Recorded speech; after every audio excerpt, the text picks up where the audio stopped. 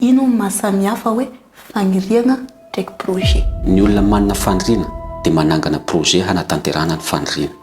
Raha ohatra ianao mahaliana anao ireo zavatra resahana eo, fandrarana sy famoronana aloha zany no séminaire izay karakaraina idisma amin'izao adiny 3 fotsiny ilay izy mety nefa mety ampiova fiainana be da be. Izy koa ny sehatra ny fandrarana no apetraka bebe kokoa ary koa ny fanomezana lanja amin'ny maha-malagasy. Mety be raha iova.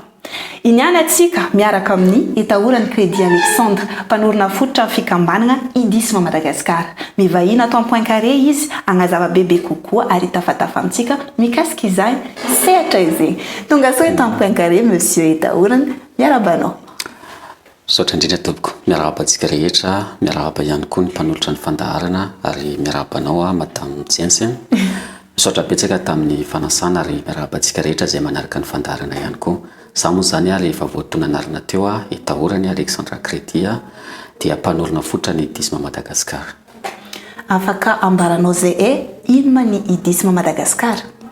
Ny idisma Madagasikara moa zany le idisma dia famoezana n'le hoe isika dia iray samy malagasy. Ie.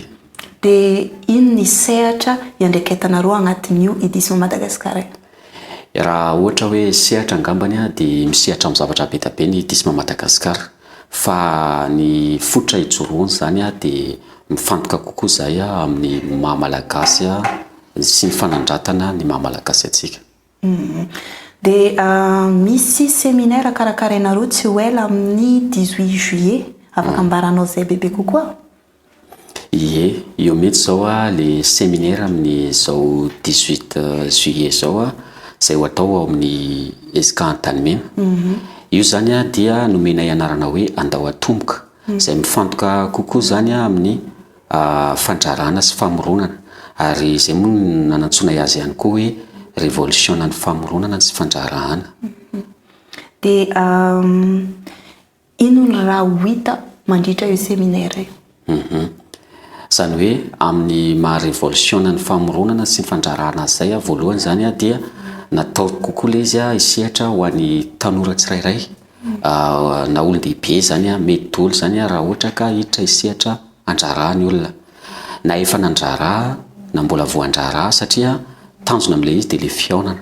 Betsaka ny olona ho tonga eo dia fampihaonana le izy dia fanombohana ihany koa, izay mahatonga le izy hoe andao atomboka. Vao vita zany le séminaire dia misy zavatra azo atomboka avy hatrany, na olona manana idée fotsiny fa tsy manana, izay manko le tena problème be ho an'ny rehetra, ohatra resaka financement ohatra, dia afaka tonga eo izy. Raha ohatra koa izy mety hoe manana vola azo ampiasaina ihany izy fa tsy manana idée ihany koa izy ampiasaina ao anatin'le izy dia afaka tonga eo izy. Mety samy manana an'ireo ihany koa zany le olona, kanefa ama hoe fananganana sy famoronana zany dia mitady fiaraha-miasa betsabetsaka koa ny olona, mitady ekipa matanjaka ny olona. Iny anefa le faran'izay sarotra atrangana indrindra. Dia izay koa ny tanjona anatin'le izy fampihaonana an'ireo olona ireo zany, dia fananganana vondrona ihany koa mba hahatonga ny olona zany manana mpiara-miasa azo antoka sy matanjaka ihany koa anatin'ny sehatra izay ataony. Dia hoe verenao kely, misy ho anao hoe manana hevitra izy fa tsy manana financement, dia hoe ao zegny izy afaka mitrotro mpamatsy. Ie, zay mihitsy manko rehefa miresaka fandrarana atsika dia betsaka ihany milaza hoe manana idée, manana projet fa tsy manana financement.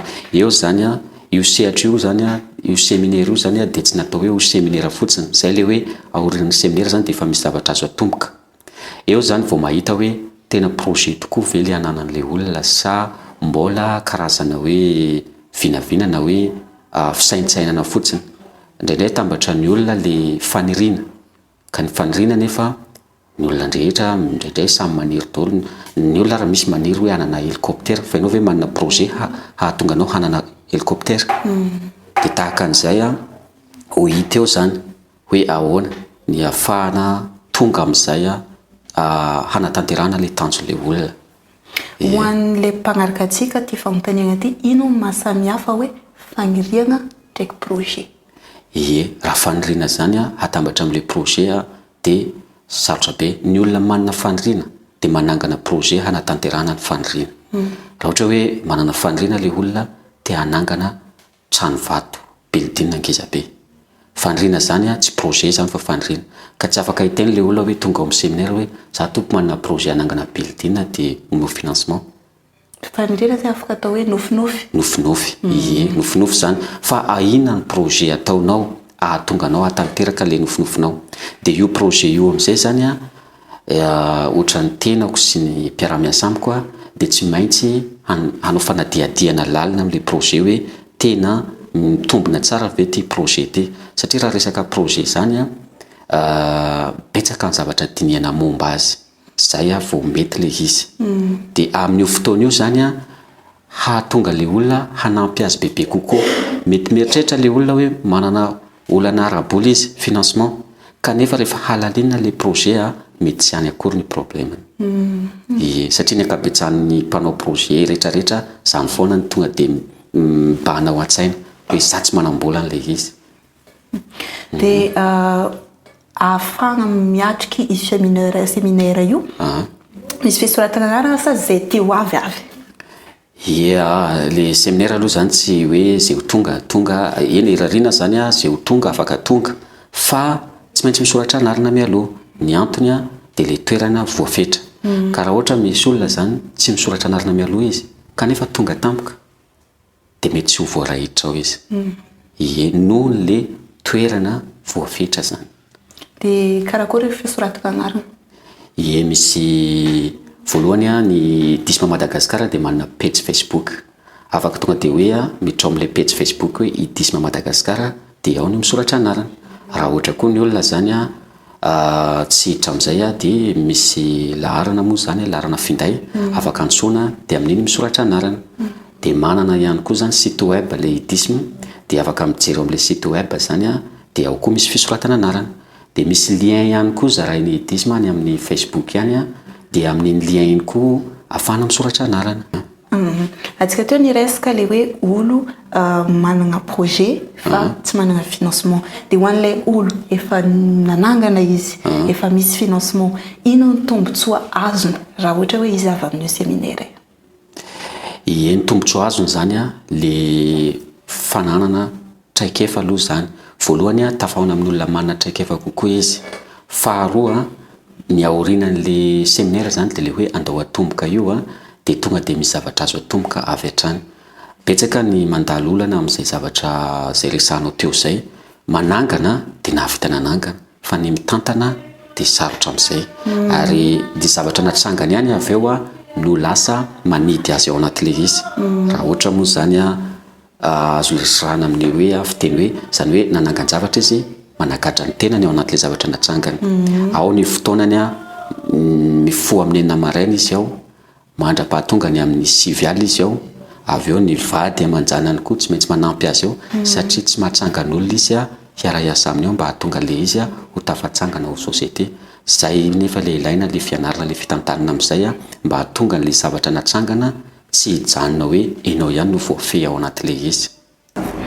Dia hoe eto Antananarivo ihany misy le séminaire ataon'ny Idisma sa misy koa any amin'ny faritra? Le Idisma Madagasikara moa zany raha le fikambanana fotsiny dia efa misy zany ny amin'ny faritra, efa misy solon-tena. Fa amin'ity séminaire ity zany mbola sarotra ny hanao azy any amin'ny faritra. Kanefa efa ao anatin'ny programme zany ny ampitan'ilay izy amin'ny faritra. Satria le aorinan'ilay séminaire ny Idisma zany dia hanangana kokoa zany ny Idisma le vondrona anankiray hifantoka manokana amin'ny famoronana sy fandraharahana. Dia tsy eto Antananarivo ihany zany no hisy an'ilay vondrona, fa hisy isam-paritra. Dia arakaraka ny zavatra mety eo amin'ilay faritra ny zavatra trangana eo zany. Ary ity séminaire ity zany irarianan'ilay izy dia tsy eto Madagasikara rery satria ao anatin'ilay tanjon'ilay fikambanana araka an'ilay teo zany le hoe fanandratana ny maha-malagasy miresaka momba ny identité tsika dia any amin'ny firenena rehetra any no tokony mila mahalala tsara an'izany identité malagasy zany. Dia tsy voatery ny eto Madagasikara ihany.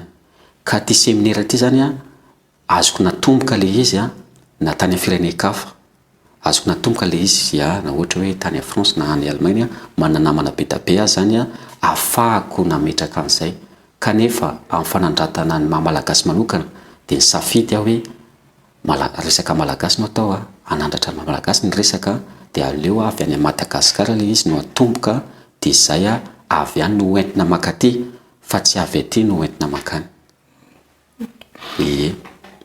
Monsieur Itahorana, raha ohatra za ty hiditra mpikambana ao amin'ny edison Madagasikara, karakory ataoko?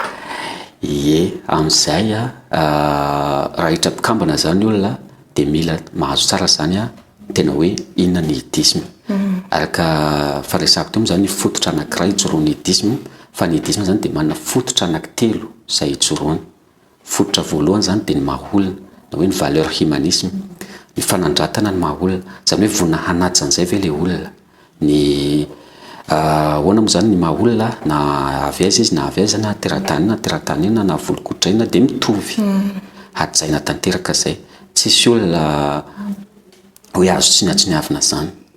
Dia ny idisme moa zany tena hoe manameloka tanteraka ny karazana hoe fanjakitsahana an'izao maha-olona, famonoan'olona, ny herisetra atao amin'olona satria manitsakitsaka ny zo maha-olombelona zany. Dia fototra faharoa ijoroan'ny idisme zany dia le identité sy ny patriotisme. Zany hoe le identité resantsika izay le resahana eo anaty le izy hoe ny maha-malagasy. Kanefa mialatsiny raha mampiasa teny vahiny ao anaty le satria raha tenenina fotsiny le izy hoe ny maha-malagasy dia tsy azontsika satria matetika raha miteny maha-malagasy dia fitafy na ny kolotsaina fotsiny. Fa miresaka zany hoe ny maha-malagasy resahan'ny idisme eo dia mifantoka kokoa ao anaty le identité sy ny patriotisme.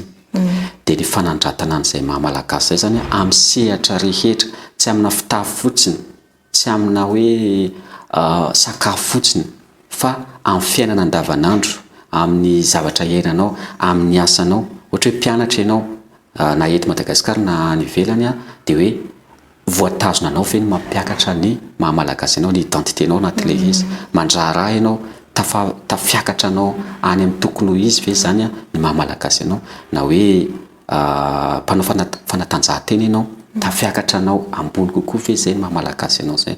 Zay le fototra faharoa. Fototra fahatelo dia ny civilisation izay mifantoka kokoa zany amin'ny soatoavina maha-malagasy. Le soatoavina zany ny maha isika atsika, ny kolotsaintsika, na ny hoe ny fomba fiainantsika isan'andro koa, ny zavatra mahazatra antsika isan'andro. Dia izay ny antony ifantohantsika amin'ilay civilisation malagasy mba hahatonga antsika rehefa mamorona zavatra dia mifanaraka amin'ny soatoavina malagasy. Dia mifandray be zany amin'ity resaka séminaire hoe famoronana sy fananganana ty mba tsy mivaona amin'ny soatoavina malagasy satria mifandray be amin'ilay fototra fahatelo iorenan'ny idisme koa le izy amin'ilay civilisation. Dia ireo zany raha hiditra mpikambana ny olona dia tsy maintsy mahazo tsara an'ireo. Dia vonina zany le olona hoe hanaja an'ireo. Dia ny idisme koa moa zany tsy hisy olona hoe olona vahiny dia hoe andeha hikambana idisme mba hanandratra ny identité maha-malagasy zany.